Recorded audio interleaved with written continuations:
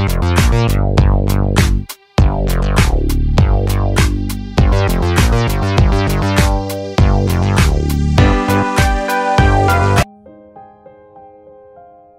hello family. It is your boy, Optimus Sniper. Pour ceux d'entre vous qui ne me connaissent pas, je m'appelle Optimus Sniper. Ensemble, nous allons débuter une aventure. Vous savez, j'ai fait le constat dans ce groupe que la majorité des personnes dans ce groupe ont un problème particulier. C'est-à-dire, beaucoup ne savent pas comment implémenter une stratégie pour pouvoir réussir un compte challenge. Premièrement, beaucoup pensent qu'il s'agit d'avoir la stratégie miracle pour pouvoir réussir, que ce soit dans les profs, que ce soit en compte principal. Ce que moi je vais vous dire aujourd'hui, c'est que avec n'importe quelle stratégie, vous pouvez réussir. La stratégie n'est qu'un élément de votre rentabilité, d'accord? Si vous n'êtes pas déjà une personne qui est prête mentalement à être rentable, même avec la plus meilleure stratégie du monde, vous n'allez jamais être rentable. Donc au jour d'aujourd'hui, la meilleure manière pour moi que j'ai décidé de vous enseigner, c'est premièrement en essayant de créer une stratégie et en essayant d'implémenter cette stratégie en live devant vous.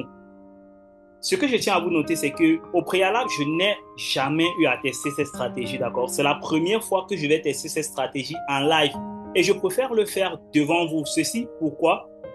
Parce que premièrement, dans l'enseignement, dans le fait que je suis en train de créer cette stratégie et de tester cette stratégie devant vous, je vais vous enseigner, je vais profiter pour vous enseigner comment gérer de la stratégie au mindset, d'accord, d'un trader. Comment est-ce qu'on fait pour devenir rentable? Comment est-ce qu'on utilise une stratégie? Comment est-ce qu'on agence des éléments pour pouvoir facilement passer un compte challenge?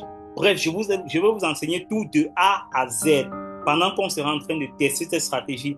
Et pour ceux d'entre vous qui ont la capacité de pouvoir recueillir l'enseignement dans ce que je vais faire, vous allez beaucoup profiter. Je dis énormément parce que je vous parle au jour d'aujourd'hui avec de l'expérience. Je suis à 6 ans d'expérience dans les marchés financiers. Je commence à trader en août 2019 et aujourd'hui nous sommes en 2025. Donc je suis pas mal placé pour vous parler. Et ce que je vous enseigne, c'est ce que je fais, d'accord? Et je fais partie de ceux-là qui n'enseignent pas ce qu'ils ne font pas, d'accord? Donc au jour d'aujourd'hui, comme je vous ai promis, aujourd'hui, on va établir ensemble le plan de travail, d'accord, dans notre compte challenge. Je vous ai dit, on va travailler dans un compte challenge FTMO ensemble.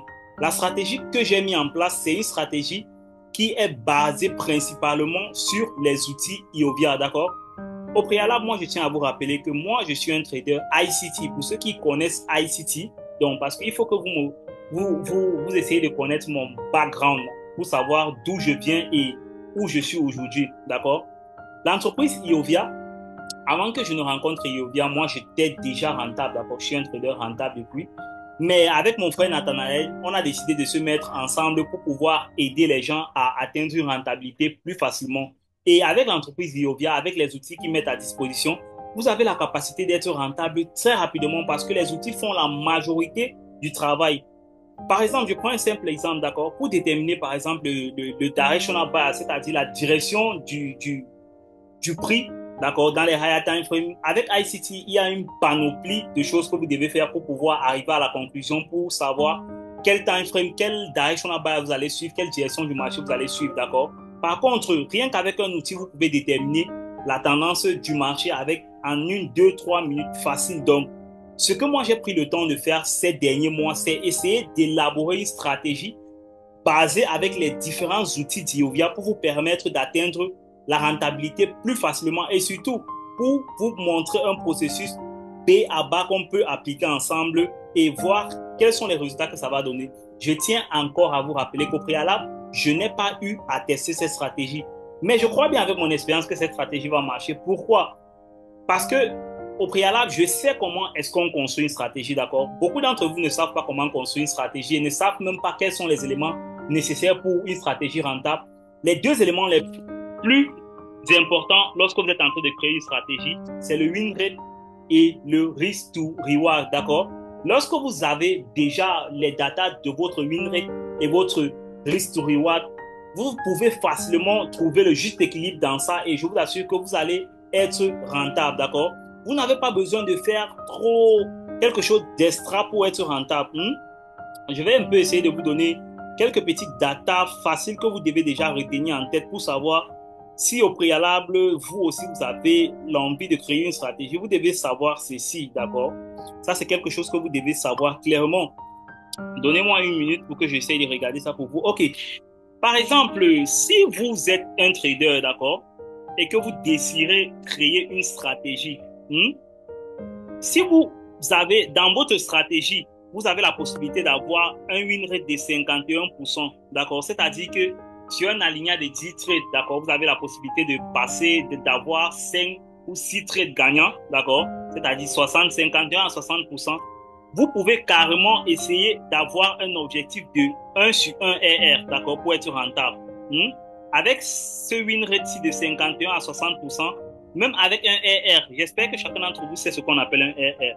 Un RR, c'est la relation entre le risk to reward, ce que vous risquez et ce que vous gagnez. Risk to reward, reward c'est la récompense, d'accord. Avec 51% de win rate, vous avez besoin de 1 sur 1 RR. Sur le long terme, vous allez être rentable. Avec un win rate de 1 sur 2, d'accord. Avec un win rate de 34%, c'est-à-dire vous essayez de réussir sur 10 trades, 3 à 4 trades, d'accord. Avec un win rate de 34%, vous n'avez que besoin de 1 sur 2 RR pour être rentable, d'accord, sur le long time frame, c'est-à-dire avec le temps. Vous n'avez que besoin de 1 sur 2 RR. C'est-à-dire vous risquez 1 pour gagner 2. C'est tout. Beaucoup d'entre vous pensent que vous avez besoin de quelque chose de miracle pour être rentable. C'est faux. D'accord? Aujourd'hui, moi, je suis là pour vous éclairer. Et vous allez voir, on va tester ça ensemble. On va tester cette stratégie ensemble et on va essayer de l'ajuster par rapport aux data qu'on aura, d'accord, pour essayer d'avoir la rentabilité dans cette stratégie. Et avec un win rate de 26%, si vous avez une stratégie qui a un win rate de 26% là, à ce moment-là, qu'est-ce que vous allez faire? Vous allez être en train de chercher à avoir un RR de 1 sur 3, d'accord? Au moins 1 sur 3 RR. C'est ce que vous allez chercher dans le marché. 1 sur 3 RR pour facilement être rentable. Et avec un win rate de, si votre stratégie a un win rate de 21%, le RR que vous pouvez aller chercher, c'est quoi? Vous pouvez essayer d'aller chercher un RR de 1 sur 4, d'accord? Vous avez besoin de 1 sur 4 pour être rentable sur les marchés financiers. Et avec un RR, avec un win rate de 17%, les gars, c'est énorme, d'accord? Je sais que beaucoup d'entre vous n'arrivent même pas, ils ne comprennent peut-être même pas de quoi je suis en train de parler. Mais ce que je viens de vous donner ici doit cliquer dans votre tête pour que vous sachiez que vous n'avez pas besoin de beaucoup pour être rentable dans les marchés financiers. Pour ceux d'entre vous qui sont toujours excités à vouloir chercher les 1 sur 10 RR, les 1 sur 100 RR, d'accord? C'est pas important pour être rentable. Surtout lorsque vous voulez une rentabilité à long terme, d'accord? Vous n'avez pas besoin de ça. Donc, voici des datas. C'est avec ces datas qu'on travaille lorsqu'on est en train de créer une stratégie, d'accord? Si vous testez une stratégie sur le temps, c'est-à-dire, par exemple, sur un alignat de 50 à 100 trades, d'accord, vous testez une stratégie et vous essayez de récolter vos datas, vous voyez la stratégie vous donne un win rate de 34% par exemple ou de 50%, vous savez que, OK, là, clairement, si je fais le 1 sur 1 ou le 1 sur 2, d'accord, avec ma stratégie, ça veut dire que clairement, sur le long time frame, c'est-à-dire sur les unités de temps, avec le temps, je vais être rentable, quasi total, d'accord? C'est ça, c'est ce qui est plus important lorsque vous êtes en train de traquer une stratégie, c'est ces éléments-là. Donc, nous, ce qu'on va faire, c'est quoi? Je vous ai dit, je n'ai pas eu encore à tester cette stratégie. Donc, on va tester cette stratégie dans un compte FTMO ensemble et je vais vous donner le plan de travail que je vais exécuter pour cette stratégie. Et ensemble, on va traquer toutes les datas de cette stratégie. Premièrement, la chose que je vais vous dire, c'est quoi? Personne d'entre vous ne doit encore déjà être en train d'appliquer cette stratégie. D'accord? Parce que cette stratégie n'a pas encore fait ses preuves. Mais j'aime tester tout en live pour que chacun d'entre vous, après que cette stratégie ait réussi ou, entre parenthèses, échoué, et que nous soyons en train d'améliorer cette stratégie pour pouvoir obtenir une stratégie gagnante, que chacun d'entre vous profite de tout ce processus de A à Z. Comment est-ce qu'on met une stratégie en place pour atteindre la rentabilité? OK. Actuellement, nous allons rapidement passer sur la phase du plan de travail, d'accord? Parce que c'est ça le plus important, le plan de travail. OK, quel sera notre plan de travail pour la stratégie en question? Déjà, la première des choses que vous allez faire lorsque vous allez venir devant votre graphique le matin, à préparation, vous allez venir 20 à 30 minutes avant à la clôture de la session asiatique, c'est-à-dire le début de l'ouverture de la journée en Europe, c'est-à-dire aux États-Unis. Ça, c'est l'heure avec laquelle je travaille, d'accord? Quand on vous donne une stratégie, quand quelqu'un met une stratégie en place, d'accord, une stratégie gagnante en place, ce qu'il fait, c'est quoi? Il vous confie les datas de la stratégie et vous allez appliquer bêtement les formules. Comme en mathématiques, mon professeur me disait, applique bêtement tes formules. C'est ça le trading, d'accord? Vous appliquez bêtement vos formules et vous vous mettez à l'écart de vos émotions. Donc ça, c'est ce que je vais faire dans ce compte de trading, d'accord? Chaque jour pour jour, je vais le faire. Qu'est-ce que je vais faire à minuit? Heure de New York, minuit, heure de New York. Pour ceux d'entre vous qui ne veulent pas avoir les problèmes, si vous voulez regarder ce que je fais, vous voulez traquer ce que je fais, moi, je mets toujours mon graphique ici comme ça, d'accord? UTC-4, ça, c'est l'heure de New York. Ce qui fait que à minuit, ici, c'est à minuit, lorsque j'ai minuit sur ce graphique 0 heure, c'est l'heure à laquelle je commence à travailler, d'accord? Pour ceux d'entre vous qui connaissent ITC, vous allez savoir de quoi je parle clairement, d'accord? C'est régulièrement comme ça que moi, je travaille. Minuit, heure de New York. Pourquoi? Parce que c'est le dollar, d'accord? Le dollar, c'est la paire par excellence, la monnaie par excellence du monde entier, des affaires, de tout, d'accord? Même du forex, donc. Et quel est le pays? On utilise le dollar dans quel pays? En Amérique, d'accord? Le dollar est basé en Amérique avant on a les autres pays, comme le Canada où on utilise aussi le dollar, mais on parle du dollar américain. OK. Maintenant, qu'est-ce que vous allez faire après minuit? Vous allez regarder votre Forex Factory. Pour ceux qui utilisent Forex Factory, vous allez regarder investing.com pour savoir les news qui vont être les news majeures, d'accord? Vous allez regarder le calendrier économique, s'il y a une news majeure pendant la journée, vous allez trader toutes les autres news à part FOMC, NFP, CPI, d'accord? Le jour où il y aura FOMC, le jour où il y aura une news comme FOMC non-farm payroll, une news comme NFP, une news comme CPI, je ne vais pas trader dans ce compte. Ce sont des journées où il ne faut pas trader.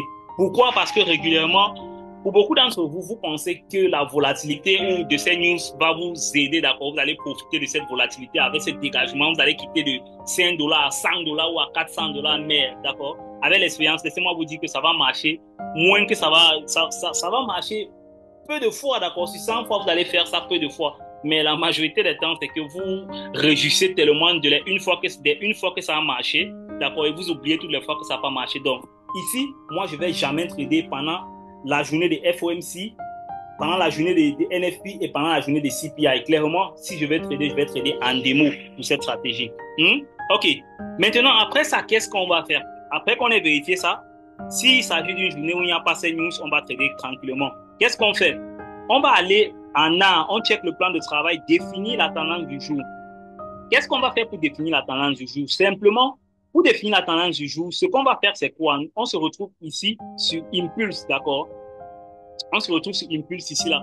Pour définir la tendance du jour, au meilleur des cas, vous voulez toujours être en train de prendre un trade dans le sens du daily, du H4, du H1, d'accord? Au meilleur des cas, c'est-à-dire pour tous nos trades, je ne vais que trader lorsque le daily, le H4 et le H1 seront corrélés, c'est-à-dire seront tous vers une direction. Ce n'est qu'à ce moment-là que je vais exécuter un trade. Donc, pour les 4 time frames à regarder, je vais trader uniquement lorsque le daily, le H4, le H1 et le M15 seront alignés. D'accord? Ce n'est qu'à ce moment-là que je vais exécuter le trade dans la direction de cet alignement-là. Donc, on va utiliser Impulse pour pouvoir déterminer la direction qu'on va prendre. D'accord? Parce qu'on va faire quoi? On va faire de l'intraday. Et pour pouvoir profiter des mouvements journaliers, il faut que vous soyez dans la tendance journalière. Il faut que vous soyez dans la tendance du daily time frame. Ici, on ne va pas faire du contre-tendance. Pour ceux qui aiment faire du contre-tendance, ce n'est pas nécessaire. Je vais vous montrer que vous n'avez pas besoin de ça. D'accord? Donc, clairement, on va déterminer notre tendance, le sens qu'on va suivre pour la journée avec Impulse. On va regarder en daily, en H4, en H1 et en M15. On va attendre que tous ces time frames soient alignés. Vous voyez, c'est parfait.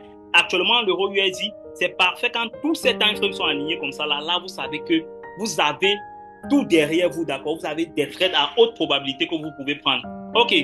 En deuxième position, qu'est-ce qu'on va faire? En deuxième position, ce qu'on va faire, c'est quoi? En deuxième position, on va regarder, on va identifier la zone d'action avec pivot, d'accord? Avec l'outil pivot en M15.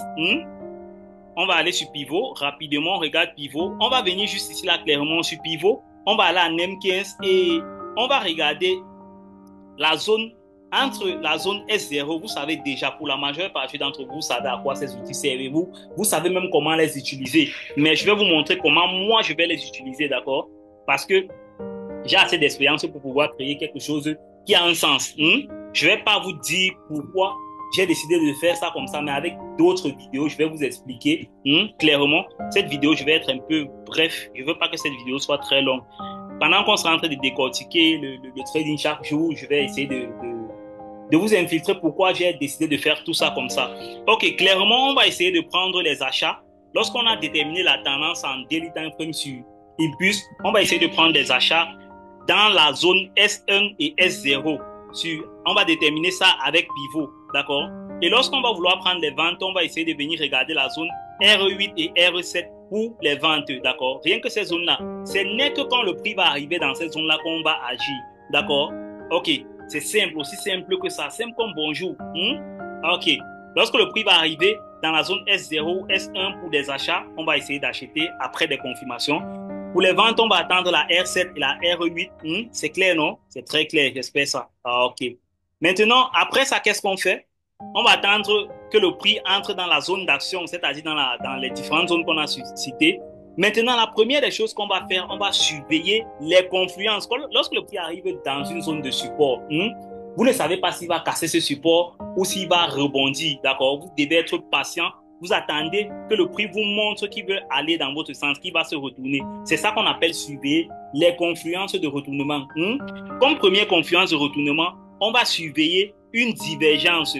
Déjà, je tiens à vous rappeler que je ne vais que trader malheureusement sur une paire de devises, une seule paire de devises. Et je vais vous expliquer pourquoi avec le temps. Moi, je ne traite qu'une seule paire de devises, euro-USD, d'accord? En corrélation, je regarde le DXY parce que la corrélation positive entre le DXY et l'euro-USD est carrément élevée, d'accord?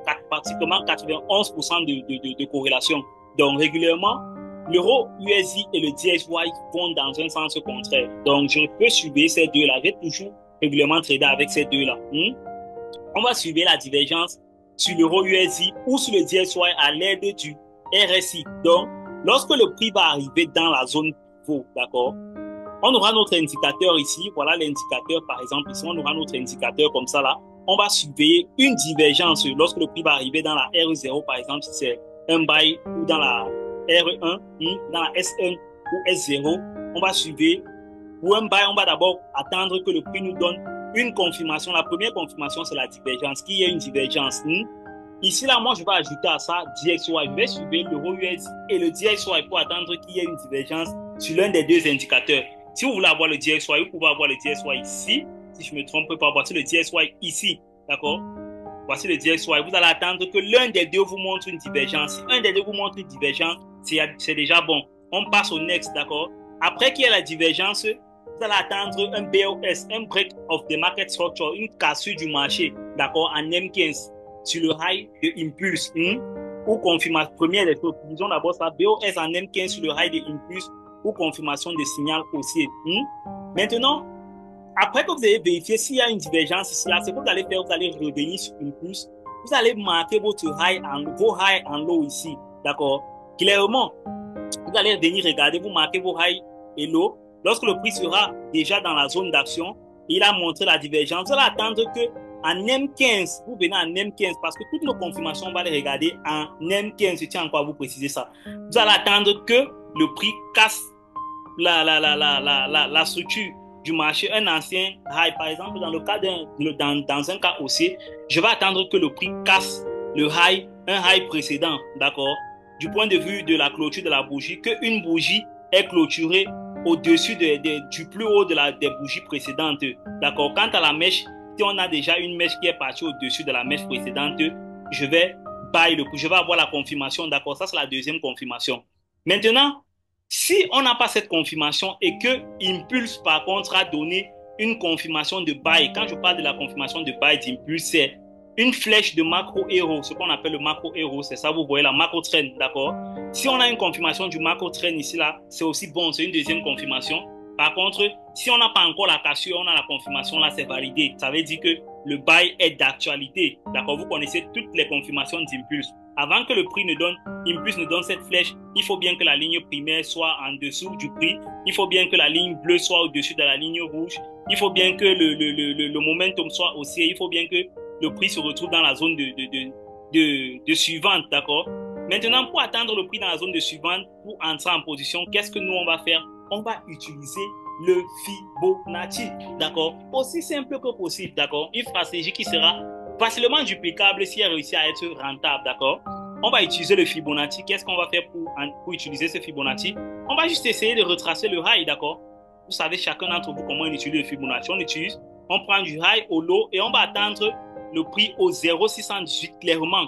On ne marque que le 0,618. Je vais vous expliquer avec les détails, avec le temps, pourquoi j'ai circonscrit cette stratégie comme ça. Aujourd'hui, comprenez ça comme ça, d'accord? On va attendre le 0,618. On place juste le prix là à notre 0,618 et on met le SL au low, d'accord? On va mettre le SL au low que le prix a formé, au swing low, et on va viser 1 sur 3 RR strict, d'accord? 1 sur 3 RR, c'est notre TP. Ça sera notre TP. Chaque fois qu'on va prendre un trade, on va viser 1 sur 3 RR. 1 sur 3 RR, pourquoi? Parce que, rappelez-vous au départ, lorsqu'on parlait du win rate, d'accord? Lorsqu'on parlait du win rate tout à l'heure au départ, lorsqu'on parlait du win rate, on avait dit, avec 1 sur 3 RR, carrément, même si au début, avec la stratégie, on a un win rate bas à 30%, on pourra facilement être rentable. C'est pourquoi j'ai mis 1 sur 3 RR. Facile à implémenter, d'accord? Maintenant, l'élément qui est encore le plus important ici et qui va déranger certains, mais c'est moi qui est en train de tester la stratégie, d'accord? Je vais tester. On ne va pas faire ni de BE, ni de partial profit. Ça veut dire, lorsqu'on a déclenché le trade, on ne va que prendre soit SL, soit TP. D'accord? On va commencer comme ça pour tester cette stratégie. Parce que régulièrement, lorsque vous décidez de mettre un BE sur un trade ou un BE à partir d'un certain moment, 1 sur 1 R ou 1 sur 2 R, à ce moment-là, c'est quand vous avez déjà backtesté la stratégie et que vous avez vu par exemple que régulièrement votre prix, lorsqu'il arrive dans votre zone d'action, il dégage régulièrement de plus de 2 RR et quand il revient, la majorité des trades ne reviennent pas lorsqu'ils veulent aller TP. D'accord? À ce moment-là, vous pouvez dire qu'à 1 sur 2 RR, vous mettez en BE. Mais là, actuellement, je n'ai aucun data. Donc, pour le départ, on ne va pas mettre en BE. D'accord? On va laisser le trade SL ou TP. D'accord? Vous voyez, aucun BE, aucun partial profit, SL ou TP. Voilà. Maintenant, après ça, encore l'élément le plus important, c'est que on ne va que prendre un seul trade pour la journée.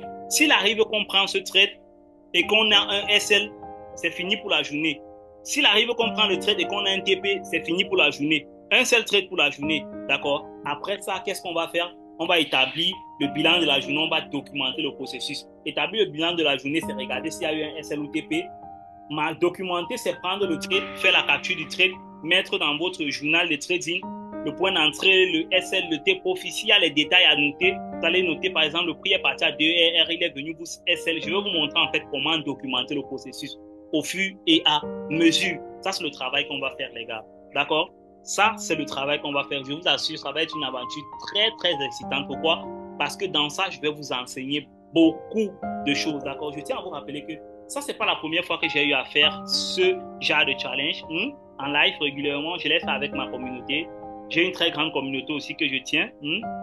Je l'ai fait plusieurs fois encore et encore dans les années précédentes avec ma communauté, où j'ai fait des séances de live trading avec mes élèves, avec tous ceux que j'encadrais, d'accord? Et il y avait toujours beaucoup à enseigner. Je tiens encore à vous dire que ça sera une aventure très, très excitante pour vous qui allez écouter cette première vidéo. Surtout, accrochez-vous, écoutez toutes les vidéos que je vais vous partager parce que derrière la création de cette stratégie, moi, j'ai pour objectif de vous enseigner.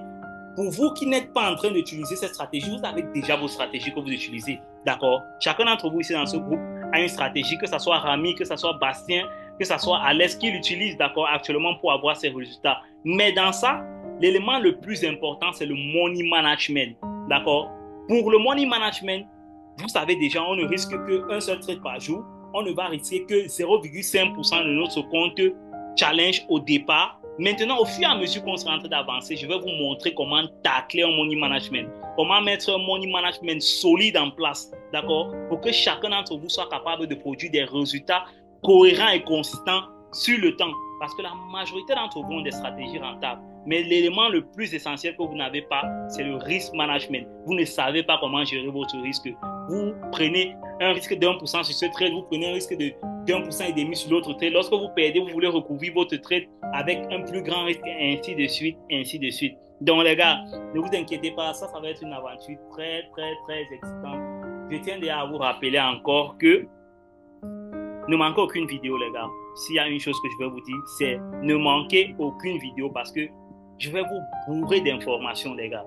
Je vais vous bourrer de connaissances. Je vais vous bourrer d'expérience, d'accord, avec les profs. Parce qu'au jour d'aujourd'hui, c'est la meilleure façon de pouvoir avoir des capitaux facilement et de pouvoir exploser dans le trading avec vos résultats, d'accord. Il n'y a rien d'autre de plus mieux que les profs. Donc, pour la majorité d'entre vous, c'est ce que je vous conseille. Maintenant, je vais vous donner ce qui est plus important pour vous, le nécessaire, le bagage nécessaire dont vous avez besoin pour pouvoir réussir vos comptes challenge et surtout les conserver pendant une très grande période de temps et avoir des paiements consistants. D'accord? Ok, les gars, on va s'arrêter là. On ne va pas tirer cette vidéo plus longue que ça parce que nous allons travailler sur... De manière journalière, on va travailler. Je vais vous produire des vidéos chaque jour lorsqu'il y aura un trade. Même lorsqu'il n'y aura pas un trade, je vais vous produire des vidéos. D'accord? On va travailler. Ça, c'est un processus. Et je tiens à vous rappeler, ne vous attendez pas à ce qu'on valide ce compte en 2 jours. D'accord? C'est un processus qui va prendre 1, 2, 3, 6 mois ou je ne sais pas combien de temps, d'accord, en fonction des conditions de marché. Vous devez être prêt à ça. D'accord? C'est ce mindset que je vais vous construire. Derrière la stratégie, derrière tout ce qu'on va partager, je vais vous build le mindset d'un trader rentable. Ok, les gars, it was your mentor, Optimist Sniper. On se retrouve pour la suite et bon début de semaine à tous.